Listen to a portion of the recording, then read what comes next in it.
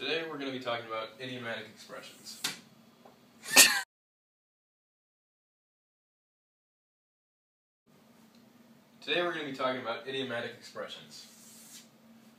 These are expressions which cannot be directly translated for their literal meaning. In English, this could be expressions such as to jump the gun. You're not actually jumping the gun, it's just a phrase people use to kind of say that you're getting started early, and you don't really understand this unless you just memorize it or understand it in context. Another example of this, which is a little bit trickier, is to play the field. This one is an idiomatic expression, but it also has two meanings. It can mean its literal meaning. You could take it as to play the field, like on a sports field, you could be playing in the field. Or another meaning, it could also refer to dating.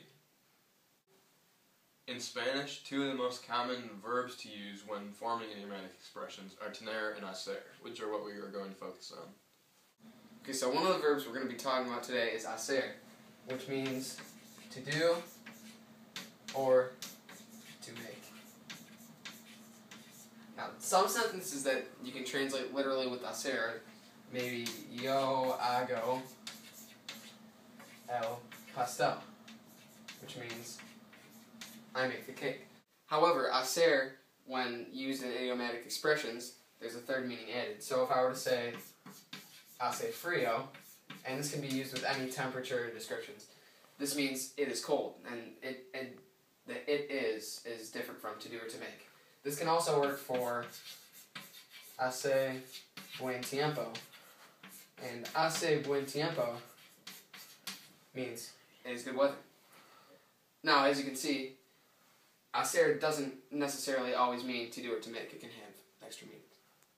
Now, the second verb we're going to be focusing on is tener. Now, tener means to have. Okay, now, in a normal sentence, we would say something like, yo tengo dos gatos, which means I have two cats. But an idiomatic expression would be an example of yo tengo 15 años.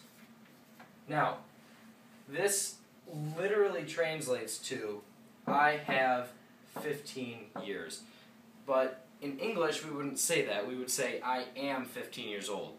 So this is why it's an idiomatic expression, because in Spanish, they don't say it like that. Another tener expression, in which tener is used in an even different way, is tener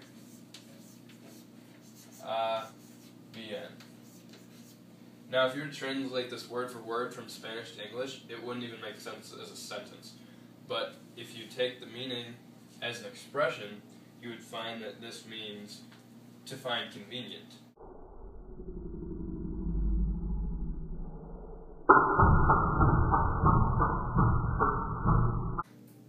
So the hacer and tener expressions that we went over were pretty basic. As you can see, it's a broad topic.